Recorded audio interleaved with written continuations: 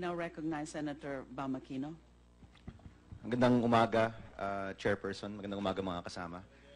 Good morning, Director General Del Rosa. Yung mga tanong ko po para po sa inyo. So kahapon po, may mga tanong na rin tayo. I think nasagot nung iba nung inyong presentation. So gusto ko po lang pong linawin ulit, no? Meron na po tayong mga nahuli na mga pushers at addicts. Yun po ay nasa 11,784. Tama po, no? Yun po yung presentation po natin. And of the 756 po yung napatay during the course of the operations, no? Okay. Yung isa pa pong numero na pinakita po ninyo, yung mga death under investigation, ito po ay 1,160. Dito po ako gusto mag-focus, no? Ito po bang 1,160, hindi po ito lahat drug-related, no? Yes, Your Honor. So, kung ano mang, tama ba na ito'y during the course of the war on drugs or kasama dito mga non-drug related? Yung time frame na kinukonsider natin, Your Honor, that is the time that we are waging war against drugs. Okay. Na nakita ito silang patay, but hindi natin na-establish na talagang drug-related sila. Okay. Yung napakarami na yung hindi na-establish. Pero meron po tayo na-establish na ibang motibo, hindi related sa drugs, kundi Personal grudge. Okay, nakita ko yun, no? Yes, Your Honor. So, ito ba ang lahat ng death from July to August 22? Yes, Your Honor. Okay, so lahat yan. Hindi na natin alam, 757 yung undetermined, no? Doon po sa chart ninyo. So, Yes, ito po, posibleng ibang motibo, crime of passion, kung ano man. Pwede rin drugs, Your Honor. Pwede rin drugs. Yung undetermined pa. Okay, pero yung sigurado tayo, yung 273. Yes, Your Dahil Honor. ito yung may placard, hogtied, at iba pa. Yes, Your Honor. Opo, paano natin na-determine yung balanse na drug-related ito kung hindi naman sila naka-placard at hindi naman sila nakagapos? Yung mayroon tayong investigation na ginagawa, Your Honor, at na-establish na itong mga tao na ito na napatay ay mga drug pushers. Okay, gusto ko pong tanongin yan. Dito po sa 273 deaths na tinatawag po nating drug-related, na-investigate po ninyo, yan po 273 drug pushers? Yes, Your Honor. At sa inyong investigation, wala kayong nahanap na mistaken identity, na pagkamalan lang, o ginamit yung war on drugs para mapagtakpan ang ibang krimen? So far, wala pa, Your Honor. Yung napabalita sa media na yung babae, na magandang babae, nakasakay sa jeep na binaril, hindi po yung drug-related, Your Honor. Hindi yung drug-related? Hindi po yung drug-related, Your Honor. Yung tungkol po dun sa choir member na meron pong duct tape sa bunganga na sinasabi pong dinideny po ng mga magulang. I think this is the Chamson case. Yun po, nasama po ba siya sa 273? Kasama siya kasi may placard siya, no? Yes, Your Honor, magkasama. Yun po ba'y na-investigate po ninyo na isa nga siya talagang drug pusher? Ongoing, Your Honor. So, undetermined. Undetermined So, pa. ibig ko sabihin- Sinabi na natin na kung kinasipay natin sila na drug-related, na-determine na yung motive na drug-related, but still, hinahanap pa natin yung culprits, ongoing pa yung investigation. Opo. So, ang tanong ko kanina, sigurado ba tayo na yung 273 drug pusher? Sigurado tayo na drug-related, pero tatanungin ko po ulit, sigurado ba tayo na yung 273 na patay, drug pusher nga, o hindi? When we say drug-related, Your Honor, either poser siya o user na na-establish doon sa investigation. So, wala ho kayong nakikita sa 273? Especially po itong mga kaso na yung si Miss Chamson, meron pa pong isa yung scholar dito po sa Metro Manila. Kasi ho, yung kanilang mga magulang at kanilang mga pamilya, dinideny po na mga drug addict po sila o drug pusher. Sigurado na po ba tayo sa tingin po ng PNP, lahat po talaga sila drug pusher at drug addict? Ongoing pa, Your Honor, yung investigation yan. Kaya nga, General, so kung ongoing pa siya, hindi pa tayo sigurado na drug pusher sila. Yes, Your Honor. Okay. So ulitin ko po, itong 273, drug-related po siya, pero hindi pa po tayo sigurado kung drug pusher nga po sila. Yes, Your Honor. Okay. Kasi nakalagay doon yung business natin, yung may karatula. Yun ang business natin na Opo, may pero karatula. General, yun ba enough basis na matawag na drug kung may karatula po yung tao? Kasi marami ho ngayong umiikot na baka naman ibang krimen ito, pinagtatakpan lang, ginagamit po yung war on drugs, naglalagay ng placard Meron pong follow-up investigation niya. na ongoing. Yeah, ongoing. Okay. Ito pong 273 po na napatay, ini-investigate po natin yung kanilang pagkamatay. Yes, Your Honor. Sino po yung nag-i-investigate po sa kanila? Yung depende sa station na nagko-cover sa area kung saan nangyari, Your Honor, yung may jurisdiction over the case. Meron na po tayong nahanap na mga suspect. I think kapon po, na-mention ninyo, may kinasuhan na po kayo. Yes, Your Honor. Sino-sino po yung mga, you don't have to name names, no? Pero sila po ba'y kasama ng sindikato? Sila po ba'y mga asset ng kapulisan? Sino po yung mga kinasuhan po ninyo sa mga killings po na ito? Karamihan, Your Honor, ay mga drug pusher din na naging hitman ng mga drug lord. Sila po nag-eliminate yung kanilang mga kalaban, mga kasamahan nila. Yung hindi na nakaremit ng pera doon sa drug lord, pinapatay. Pinapatay po. Yes, So Your meron na po tayong nahuli na mga ganyan po, hitman, kasama ng sindikato, ginagamit ng mga sindikato. Meron na po tayong nahuli. May isa na patay, Your Honor, wala pang nahuli, but lahat po sila identified. Okay. Yung kaso po, may mga pangalan. Yes, Your Honor, identified po sila, may kaso na. So, pag sinabi niyo pong may kaso, nakafile na po yan sa piskal. Yes, Your Honor. Okay. Ongoing case na po yan, nasa justice system na po natin. Yes, Your Honor. So lahat po ng mga kasong ito, fina-follow up po ninyo. Yes, Your Honor. Ini-investigate po ninyo. Yes, Your Honor.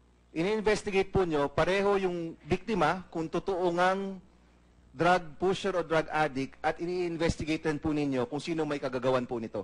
Yes, Your Honor. Okay. Kahapon po, parang nagkaroon po ng, I don't remember kung sinong senador po yung nagtanong, pero kahapon po, sabi nyo, o kung ayaw ninyo, wag na lang natin to gawin. Parang may nasabi po kayong ganoon. Sa tingin po ba ninyo, itong pag-imbestiga sa mga napatay na mga vigilante o napatay na mga sindikato, ito po ba'y pabigat sa inyo o kasama po sa inyong trabaho bilang PNP? Kasama po sa trabaho namin yan, Your Honor. Ano pong paningin ninyo sa mga ganito pong klaseng pagkapatay? Ito po ba'y nakakatulong sa war on drugs o nakakasama po ito sa war on drugs natin? Nakakasama po yan, Your Honor, dahil as I have said, I don't like personally, Opo. kahit na ako hindi chief PNP, kahit ako isang civilian, Opo. ayaw ko po yung extrajudicial killing or I hate to use extrajudicial killing dahil merong contention yung isang senador po Opo. natin na ayaw niya yung term na yan. But yung vigilante killing, ayaw ko po yan, Your Honor. Ilang beses ko na po hinamon ng barilan yung mga vigilante na yan. Kung gusto niyo pumatay ng tao, bakit papatayin niyo yung tao na walang kalaban-laban? Ako harapin niyo. Ilang beses ko po na hinamon sila kung sino ang magagaling dyan na pumatay. Ako harapin niyo. Magbarilan tayo. Hinahamon ko yan sila, Your Honor. Ayaw ko talaga yung ginagawa nila. Thank you, General. So, with the full force of the PNP, yung lahat na makakaya ng PNP, yung lahat ng inyong kaalaman, intelligence, assets, hinahabol nyo po ba nga ang mga vigilanting ito? Or hindi ho natin hinahabol? Hinahabol po, Your Honor. Kaya ongoing yung ating investigation. Kaya nga may na-identify tayo dahil nga sa investigation natin. At yung na-identify natin, kasalukuyan natin hinahanap. Nagtatago po yun dahil membro sa sindikato. Okay, General, itong kahapon na pag-usapan natin yung mga pulis na nasangkot sa droga. Alam ko po, mabigat po ito sa inyo. Gaano po na-infiltrate ang ating PNP ng mga masasamang elemento na connected sa droga? Malalim po ba ito? Iilan lang po ba ito? O marami po ito? Kung sa standard ko, Your Honor, may personal standard, marami na po. Dahil gusto ko po, zero drug tolerant ako, Your Honor. Ayaw ko kahit na may isang pulis ko na involved sa droga. Pero ito po, sobra na po. Sobra sa 10, sobra sa 100, maabot ng 300, like that. So, mabigat na po sa akin yun. 300 na po yung nasa watchlist po ninyo. Nakita ko po, no? Yes, Your Honor. Sa tingin nyo po, nung kutob nyo, ilan po ba talaga yan? 500? 400? 1,000? Ilan po ba talaga? Honestly, Your Honor, Oo. akyat pa yung number na yan. Dahil ngayon sa ating war on drugs, ang dami na po naglabasan ng information. Ang dami yung aming watchlist po, honestly, yung aming watchlist sa intelligence, nabulaga po kami nung nag-start yung aming war on drugs. Nagpasokan yung information na, uy, ito pala, tumatanggap pala ito. Ito pala, nagbibinta pala ito. Dahil nga, nag-cooperate na yung buong bayan. Nagiging, hindi lang whole of government approach yung ating war on drugs, naging whole of nation approach na eh. Dahil lahat ng communities, Apektado. nagtutulungan na po lahat at nagbibigay, nagsusupply ng information. Kaya dadami pa yan, Your Honor. Okay. I tell you. Last two questions, Mr. Chairman. Ano pong dapat gawin sa mga pulis na kasangkot po sa droga? If I have my way, Your Honor, hindi ko lang sabihin. Pero hindi ko po talaga ma-imagine na police na you have, May ikaw ay oath. Swear ka. to serve and protect. Tapos ikaw ang ngayon ang nakapatong sa droga. Hindi ko na sabihin dahil masama, Your Honor, pero alam mo lang kung anong ibig ko sabihin. Alam ko. Gigil na gigil po ako, Your Honor. Gusto kong... Itong tanong ko sa iyo, General, and I reserve my right for a second round, no? Yung ating pong taong bayan, alam ho nila na may mga masasamang elemento. Hindi po lahat. Alam ko po yan, hindi po lahat. Marami hong mabubuting pulis, pero marami ring masasamang elemento. Kapag kinakatok na po sila sa bahay, kapag hinihiling po silang mag-meeting, di na ho nila alam kung ito bang kausap ko ay masama o mabuti. Kaya marami hong natatakot. Ano pong mapapayo po ninyo sa taong bayan na kayo rin po mismo nagsabi, may mga masasamang elemento, ano po yung mapapayo niyo po sa kanila? Kung sila po, nakita po nila isang pulis, hindi ho nila alam kung ito ba'y kasangkot o ito ay malinis. Ano pong pwede nilang gawin? As of now, Your Honor, this I can assure you and the public na yung po mga pulis po na markado na nakasama sa sindikato sa droga ay dahan-dahan na pong nawawala sa kanilang assignment. Nilipat na po namin sila. At hindi po namin sila ini-involve ngayon sa aming Uplan Tukhang at Uplan na HBT. Kasi po, habang nakikita sila ng taong bayan, hindi maniniwala ang taong bayan na itong kampanya ng pulis sa laban sa droga ay seryoso dahil andyan pa si PO1, PO2, ganun, nandiyan pa sa lugar lang, kaya tinanggal namin. So, ngayon po, kanya-kanyang diskarte na po, bawat region. Merong naghaharana para makuha po yung... Para hindi ho matakot yung tao. Hindi matakot yung tao, naghaharana. Meron pong libreng sakay, kanya-kanyang diskarte. Merong nag-offer ng purlon. Ito po, tanong, last question. Po. Yung kahapon po na salaysay po ni, I think si Mary Rose po yon, may mga napangalanan po siya. Nasaan na po yung mga yon? Sila po ba ay na-transfer, kinasuhan, o nandun pa po sa Antipolo? Huwag nyo na po i-name ulit yung mga pangalan kasi may karapatan rin po sila. Pero yung mga nandun po sa kanyang salaysay, nasaan na po sila ngayon? Your Honor, honestly, sa akin pong napahiya pa ko kahapon dahil sa yung testimony ni Mary Rose. Mary Rose. Right after the Senate hearing, Your Honor, ako mismo pumunta sa Rizal PPO. Hinanap ko po itong mga pulis na ito na involved. Meron bang pulis na gawin ng pangalan? Meron, Your Honor. Okay. At humarap na po sa akin. Pinatanggal ko sila sa Rizal PPO. Pina-assign ko sa Krami at para doon i-compile namin at ready to face the IAS anytime for investigation, Your Honor. Alright. Thank you, Director General. Tinanggalan na po namin ang armas. Huwag po matakot sila, Mary Rose. Hindi na po kayo under threat kasi yung mga pulis na yan, tinanggalan namin doon. Umuwi na po ko sa inyo. Pwede nyo tanggalin yung inyong mga cover sa mukha. Please. Andito kami. We are here to protect you. Huwag kayong mag-alala. Yung mga pulis na yan, nakakumpay na po. Ginagaranti nyo ba yung safety ng witnesses natin, General?